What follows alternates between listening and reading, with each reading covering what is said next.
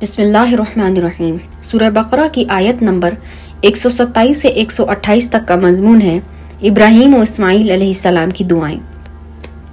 وَإِذْ يَرْفَعُ إِبْرَاهِيمُ الْقَوَاعِدَ مِنَ الْبَيْتِ وَإِسْمَاعِيلُ رَبَّنَا تَقَبَّلْ مِنَّا إِنَّكَ أَنْتَ السَّمِيعُ الْعَلِيمُ۔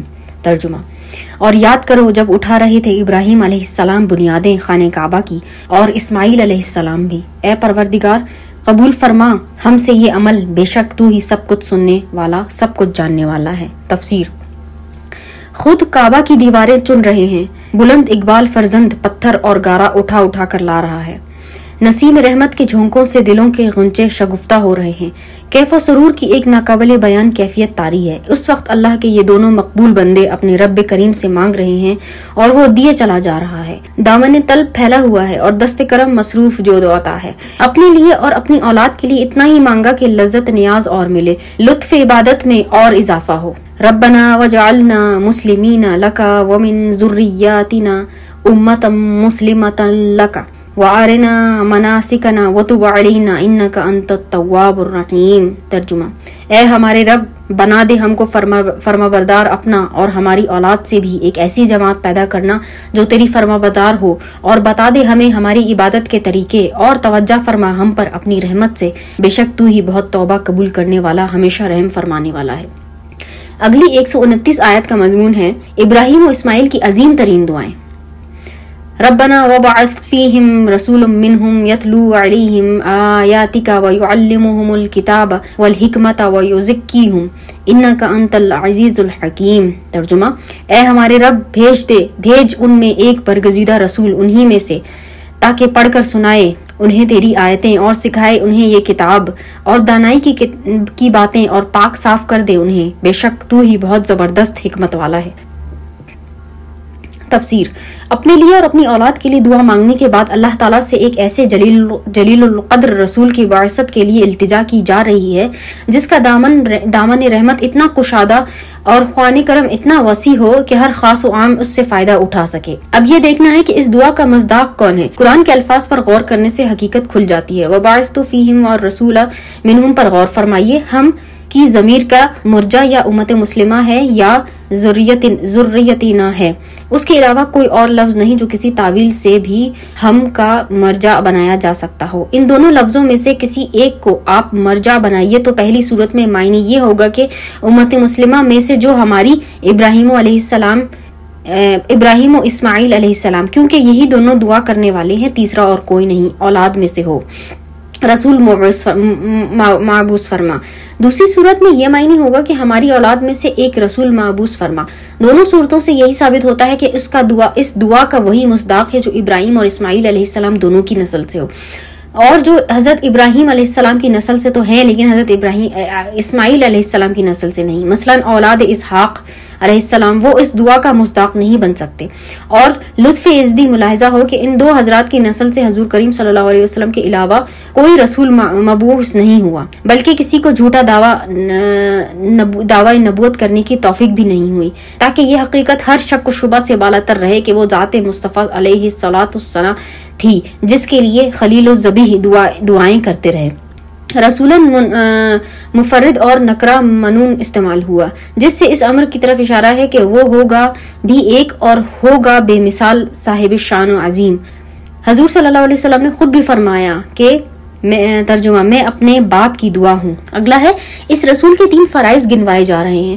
ایک تو یہ کہ وہ اللہ کی آیات پڑھ کر سنائے، دوسرا یہ کہ کتاب و حکمت سکھائے، تیسرا یہ کہ اپنے تصرف و روحانی سے دلوں کے آئینوں کو جلا دے اور روشن کرے تاکہ حقائق و معارف ان میں جلوہ نما ہو سکیں۔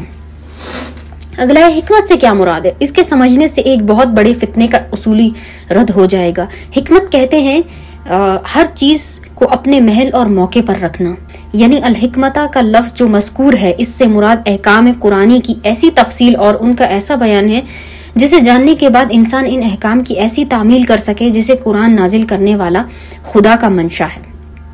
اور نبی کے فرائض میں صرف یہی نہیں کہ قرآن سکھا دے بلکہ اس کا صحیح بیان اور تفصیل بھی سکھائے تاکہ قرآن پر اللہ تعالیٰ کی منشا کے مطابق عمل ہو سکے، اور اسی حکمت یعنی بیان قرآن کو سنت نبوی کہا جاتا ہے۔ دوسری متعدد آیات میں اس امر کی وضاحت کر دی گئی کہ قرآن حکمت یعنی اس کا بیان نبی کا ذاتی اجتہاد نہیں ہوتا بلکہ وہ بھی اللہ تعالیٰ کی طرف سے نازل کی جاتی ہے۔ مثلا ارشاد ہے، ترجمہ، اللہ تعالیٰ نے آپ پر اے نبی کتاب اور حکمت نازل فرمائی ہے۔ اس سے ثابت ہوا کہ جیسے قرآن کی اطاعت فرض ہے، اسی طرح صاحب قرآن کی سنت پر عمل کرنا بھی ضروری ہے۔ اس سے ان لوگوں کی غلط فہمی کا ازالہ بھی ہو گیا جو سنت کو نبی کریم صلی اللہ علیہ وسلم کی ذاتی رائے خیال کرتے ہیں اور اس پر عمل کرنا ضروری یقین نہیں کرتے۔ حکمت اور سنت پر مفصل بحث احرقی تالیف سنت غیر الانام میں ملاحظہ فرمائی۔ اگلی 130 سے 131 آیت کا مضمون ہے ملت ابراہیم علیہ السلام کیا ہے۔ وَمَن يَرْغَبُ عَن مِّلَّةِ إِبْرَاهِيمَ إِلَّا مَن سَفِهَ نَفْسَهُ وَلَقَدِ اصْطَفَيْنَاهُ فِي الدُّنْيَا وَإِنَّهُ فِي الْآخِرَةِ لَمِنَ الصَّالِحِينَ۔ ترجمہ، اور کون روگردانی کر سکتا ہے دین ابراہیم علیہ السلام سے بجز اس کے جس نے احمق بنا دیا ہو اپنے آپ کو، اور بے شک ہم نے چن لیا ابراہیم علیہ السلام کو دنیا میں، اور بلا شبہ وہ قیامت کے دن نیکوکاروں میں ہوں گے۔ تفسیر، ملت سے مراد دین اور شریعت ہے کیونکہ ملت ابراہیمی دین فطرت ہے، اس لیے ہر سلیم التوا اسے قبول کرنے کے لیے آمادہ ہوتا ہے۔ ہاں، جن کی طبیعتیں مسخ ہو چکی ہوں اور سمجھ بگڑ چکی ہو وہ اسے قبول نہیں کرتے۔ وَإِذْ قَالَ لَهُ رَبُّهُ أَسْلِمْ قَالَ أَسْلَمْتُ لِرَبِّ الْعَالَمِينَ۔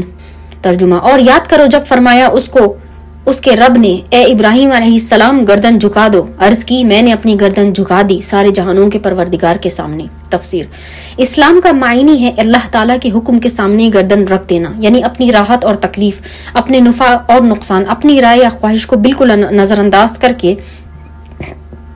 اور بغیر کسی حیل و حجت کے اپنے رب کریم کے احکام کی تعمیل پر کمر بستہ ہو۔ یہ ہے اسلام کا حقیقی مفہوم۔ اگلا ہے، یہی وعدہ حضرت سیدنا ابراہیم علیہ السلام نے اپنے رب سے کیا، اور دنیا شاہد ہے کہ اس مرد پاک باز نے کیسے اس عہد کو نبھایا۔ ان کی زندگی میں مشکل سے مشکل امتحان آئے، لیکن اس ذات قدسی صفات نے جس عزم و ثبات اور تسلیم و رضا کا ثبوت دیا، اس نے فرشتوں کو بھی تصویر حیرت بنا دیا۔ منجنیق میں رکھ کر نمرود کی بھڑکائی ہوئی آگ میں آپ کو پھینکا جانے لگا تو جبرائیل امین علیہ السلام نے حاضر ہو کر عرض کی کوئی کار خدمت، کوئی ضرورت؟ فرمایا اما علیک فلا، تجھ سے کوئی حاجت نہیں۔ جبرائیل علیہ السلام نے پھر گزارش کی اپنے رب سے تو سوال کرو کہ آپ کو اس آگ کے شعلے سے بچا لے۔ جواب دیا یعنی جب وہ جانتا ہے تو پھر مجھے عرض کرنے کی کیا ضرورت۔ اگلی 132 سے 133 آیت تک کا مضمون ہے اللہ والوں کے لیے وصیت۔ وَوَصَّى بِهَا إِبْرَاهِيمَ بَنِيهِ وَيَعْقُوبَ يَا بَنِيَّ إِنَّ اللَّهَ اصْطَفَى لَكُمُ الدِّينَ فَلَا تَمُوتُنَّ إِلَّا وَأَنْتُمْ مُسْلِمُونَ۔ ترجمہ، اور وصیت کی اسی دین کی ابراہیم علیہ السلام نے اپنے بیٹوں کو اور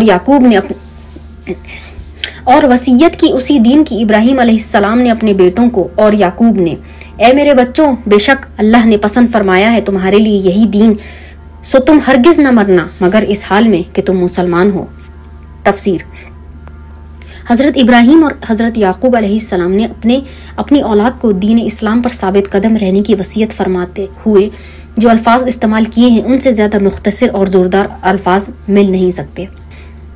یعنی مرنا تو اسلام پر مرنا، کیونکہ موت نے ضرور آنا ہے لیکن اس کے آنے کا وقت ہمیں معلوم نہیں، اس لیے ایسی اٹل اور اچانک آ جانے والی چیز کے لیے انسان کو ہر لمحہ مستعد رہنا ضروری ہے۔ مطلب یہ ہوا کہ اسلام کا دامن ہر وقت مضبوطی سے پکڑے رہو اور ایک آن کے لیے بھی یہ گرفت ڈھیلی نہ پڑے، مبادا وہی قرآن تمہارے یہاں سے کوچ کرنے کی ہو۔ اگر غفلت کی حالت میں موت کا پیغام آ گیا تو اپنے رب کریم کے حضور میں کیا منہ لے کر حاضر ہوگے؟ زندگی کی یہ بازی جیتنے کا ایک ہی طریقہ ہے کہ ہر وقت انسان چوکنا رہے، اپنا دامن گناہوں سے آلودہ نہ ہونے دے، نافرمانی اور سرکشی تو کجا غفلت کی گرد سے بھی اپنے دل کے آئینے کو مقدر نہ کرے۔ ام کنتم شہداء اذ حضر یعقوب الموت اذ قال لبنیہ ما تعبدون من بعدی قالوا نعبد الہک و الہ آبائک ابراہیم و اسماعیل و اسحاق الہ واحد ونحن له مسلمون۔ ترجمہ، بھلا کیا تم اس وقت موجود تھے جب آن پہنچی یعقوب علیہ السلام کو موت، جبکہ پوچھا اس نے اپنے بیٹوں سے کہ تم کس کی عبادت کرو گے میرے انتقال کر جانے کے بعد؟ انہوں نے عرض کی ہم عبادت کریں گے آپ کے خدا کی اور آپ کے بزرگوں ابراہیم علیہ السلام و اسماعیل علیہ السلام اور اسحاق علیہ السلام کے خدا کی جو خدا وحدہ لا شریک ہے، اور ہم اسی کے فرما بردار رہیں گے۔ بسم اللہ الرحمن الرحیم۔ سورہ بقرہ کی 134 سے 135 آیات ہمیں بتاتی ہیں کہ اہمیت نسلی تعلق کی نہیں کردار کی ہے۔ وَقَالُوا كُونُوا هُودًا أَوْ نَصَارَىٰ تَهْتَدُوا قُلْ بَلْ مِلَّةَ إِبْرَاهِيمَ حَنِيفًا وَمَا كَانَ مِنَ الْمُشْرِكِينَ۔ ترجمہ، اور یہودی کہتے ہیں یہودی بن جاؤ، عیسائی کہتے ہیں عیسائی بن جاؤ، تب ہدایت پالو گے۔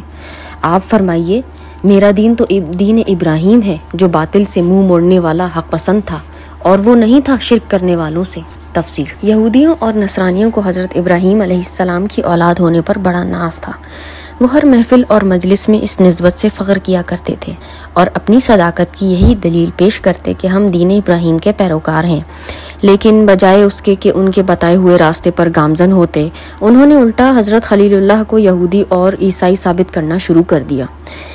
اللہ تعالیٰ ان کے فریب کا پردہ چاک کرتے ہوئے ان کی غلط بیانی کی تردید کرتے ہیں کہ تمہاری اس شرک آلود یہودیت اور نصرانیت سے اس محد اعظم کا کیا واسطہ؟ ان کا دامن عصمت تو ان تمام بدنما دھبوں سے پاک اور منزہ تھا۔ اگلی 136 سے 137 آیات کا مضمون ہے تمام انبیاء پر ایمان لانا ضروری ہے۔ قولوا آمنا باللہ وما انزل الینا وما انزل الی ابراہیم واسماعیل واسحاق ویعقوب والاسباط وما اوتی موسیٰ وعیسیٰ وما اوتی النبیون من ربہم لا نفرق بین احد منہم ونحن لہ مسلمون۔ ترجمہ، کہہ دو ہم ایمان لائے ہیں اللہ پر اور اس پر جو نازل کیا گیا ہماری طرف اور جو اتارا گیا ابراہیم علیہ السلام و اسماعیل علیہ السلام و اسحاق علیہ السلام و یعقوب علیہ السلام اور ان کی اولاد کی طرف، اور جو عطا کیا گیا موسیٰ علیہ السلام اور عیسیٰ علیہ السلام کو، اور جو عنایت کیا گیا دوسرے نبیوں کو ان کے رب کی طرف سے۔ ہم فرق نہیں کرتے ان میں کسی پر ایمان لانے میں، اور ہم تو اللہ کے فرما بردار ہیں۔ تفسیر، یہود و نصارہ کی تنگ نظری اور تعصب کے ذکر کے بعد اب مسلمانوں کو تعلیم دی جا رہی ہے کہ تم اس تنگ نظر کا شکار نہ ہونا، بلکہ تمہارا شیوا یہ ہونا چاہیے کہ ان تمام کتابوں پر ایمان لاؤ جو اللہ تعالیٰ نے نازل فرمائی، ان تمام انبیاء کی تصدیق کرو جنہیں اللہ تعالیٰ نے مبعوث فرمایا، اگرچہ ان کتابوں کے ماننے کا دعویٰ کرنے والے تمہارے قرآن کو نہ مانیں اور ان انبیاء کی امت کہلانے والے تمہارے نبی مکرم پر ایمان نہ لائیں مگر طرح طرح کی شر انگیزیوں سے اذیت پہنچائیں، تب بھی تمہارا رویہ ایسا ہی ہونا چاہیے کیونکہ تم خدا کے بندے اور اس کے حکم کے سامنے سرگرداں ہو۔ فَإِنْ آمَنُوا بِمِثْلِ مَا آمَنْتُمْ بِهِ فَقَدِ اهْتَدَوْا وَإِنْ تَوَلَّوْا فَإِنَّمَا هُمْ فِي شِقَاقٍ فَسَيَكْفِيكَهُمُ اللَّهُ وَهُوَ السَّمِيعُ الْعَلِيمُ۔ ترجمہ، تو اگر یہ بھی ایمان لائیں جس طرح تم ایمان لائے ہو جب تو وہ ہدایت پا گئے، اور اگر وہ منہ پھیریں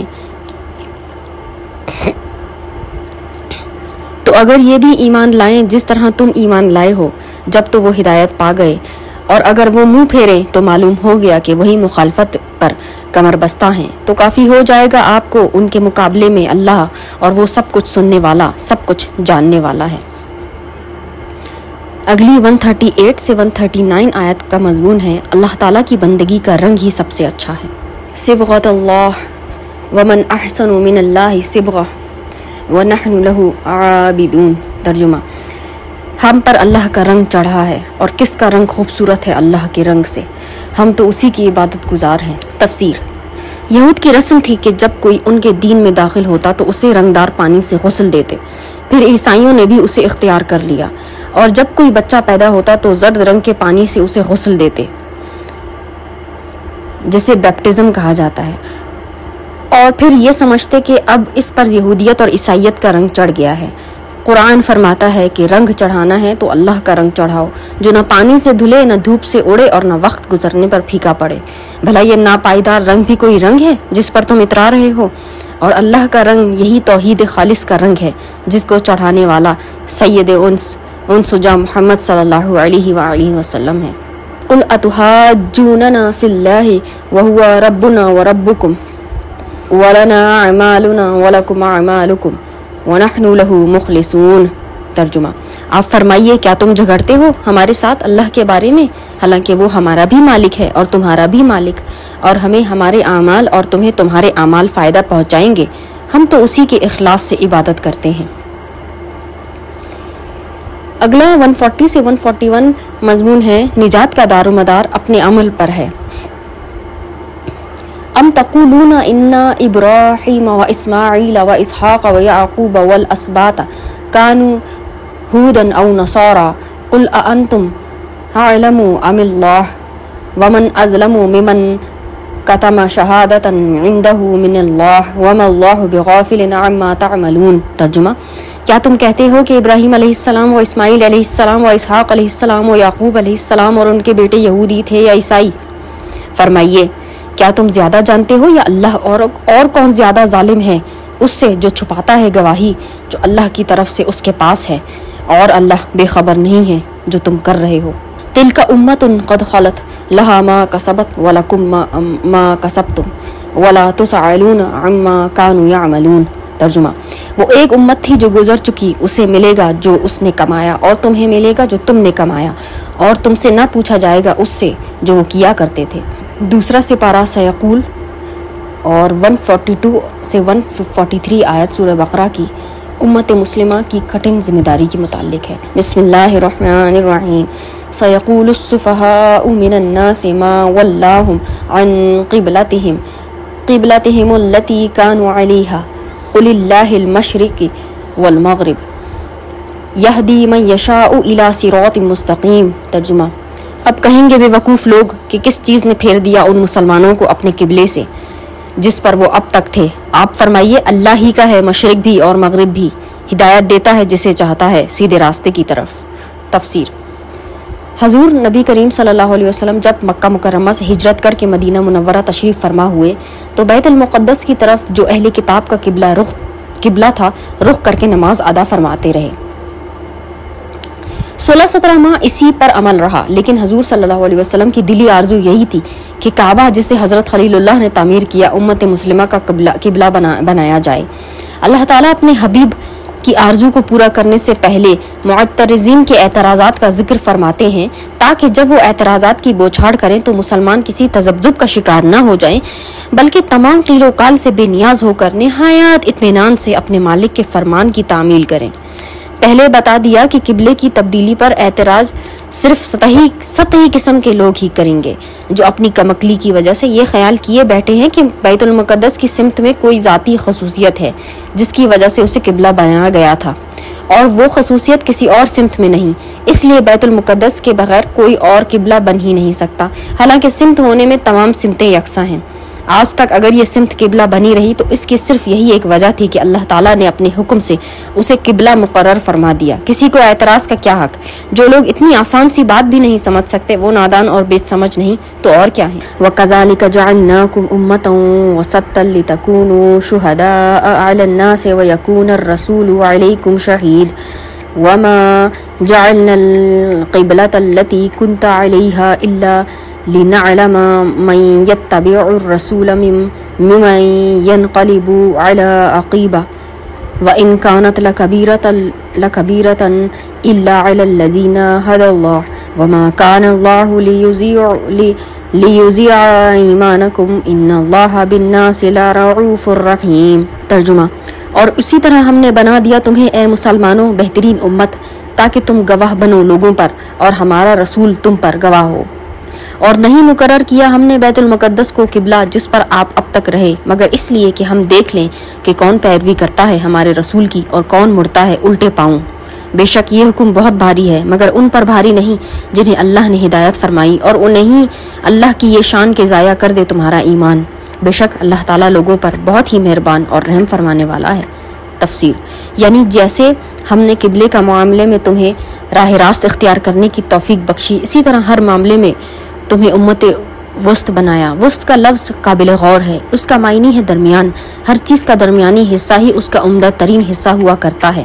انسان کی زندگی کا درمیانی حصہ عہد شباب اس کی زندگی کا بہترین وقت ہے، دن کے درمیانی حصے دوپہر میں روشنی اپنے نقطۂ عروج پر ہوتی ہے۔ اسی طرح اخلاق میں میانہ روی قابل تعریف ہوتی ہے۔ افراط و تفریط دونوں مذموم ہے دونوں پہلو مذموم۔ بخل اور فضول خرچی کی درمیانی حالت کو سخاوت، بزدلی اور طیش کے درمیانی حال کو شجاعت کہتے ہیں۔ اللہ تعالیٰ نے امت محمدیہ کو اس عظیم مرتبت خطاب سے سرفراز فرمایا۔ ان کے عقائد، ان کی شریعت، ان کے نظام اخلاق، سیاست اور اقتصاد میں افراط و تفریط کا گزر نہیں۔ یہاں اعتدال ہے، توازن ہے، موزونیت ہے۔ جب مسلمانوں کو اپنے اس عظیم منصب کا پاس تھا، اس وقت ان کا ہر قول اور ہر فعل آئینہ تھا اور ارشاد ربانی کا۔ لیکن آج تو ہم یوں بگڑ چکے کہ قرآن میں جس امت کے محاسن بیان کیے گئے ہیں، ہم پہچان ہی نہیں سکتے کہ وہ ہم ہیں۔ اللہ تعالی ہمارے حال زار پر رحم فرمائے، آمین۔ اگلا ہے امت محمدیہ گواہ ہے دنیا میں بھی اور آخرت میں بھی۔ دنیا میں اس کی گواہی اسلام کی صداقت پر ہے، کیونکہ اسلامی تعلیمات کی وہ زندہ تصویر ہے۔ دنیا میں اس کا ہر قول، ہر فعل، اس کی انفرادی اور اجتماعی خوشحالی، اس کی سیرت کی پختگی اور اس کے اخلاق کی بلندی، ہر چیز اسلام کی صداقت پر گواہی دے رہی ہے۔ اور قیامت کے روز جب اگلے پیغمبروں کی امتیں اللہ تعالیٰ کے حضور میں عرض کریں گی کہ ہمیں کسی نے تیرا پیغام ہدایت نہیں پہنچایا، تو اس وقت امت مصطفیٰ صلی اللہ علیہ وآلہ وسلم گواہی دے گی کہ یہ لوگ جھوٹ بول رہے ہیں، تیرے پیغمبروں نے تو تیرا پیغام حرف بحرف پہنچا دیا تھا۔ اور جب ان پر اعتراض ہوگا کہ تم اس وقت موجود ہی نہ تھے، تم گواہ کیسے بن گئے، تو یہ جواب دیں گے کہ اے اللہ، تیرے حبیب مصطفیٰ صلی اللہ علیہ وآلہ وسلم نے ہمیں بتایا کہ تیرے رسولوں نے تبلیغ کا حق ادا کر دیا، اور نبی کریم صلی اللہ علیہ وآلہ وسلم اپنی امت کی صداقت و عدالت کی گواہی دیں گے، کیونکہ حضور اپنے امتیوں کے حالات سے پورے واقف ہیں۔ چنانچہ حضرت شاہ عبدالعزیز رحمۃ اللہ علیہ اپنی تفسیر فتح العزیز میں تحریر فرماتے ہیں، ترجمہ: تمہارا رسول صلی اللہ علیہ وآلہ وسلم تم پر گواہی دے گا، کیونکہ وہ جانتے ہیں اپنی نبوت کے نور سے اپنے دین کے ہر ماننے والے کے رتبے کو، کہ میرے دین میں اس کا کیا درجہ ہے اور اس کے ایمان کی حقیقت کیا ہے، اور وہ کون سا پردہ ہے جس سے اس کی ترقی رکی ہوئی ہے۔ پس وہ تمہارے گناہوں کو بھی پہچانتے ہیں، تمہارے ایمان کے درجوں کو، تمہارے نیک اور بد سارے اعمال کو، اور تمہارے اخلاص اور نفاق کو بھی خوب پہچانتے ہیں۔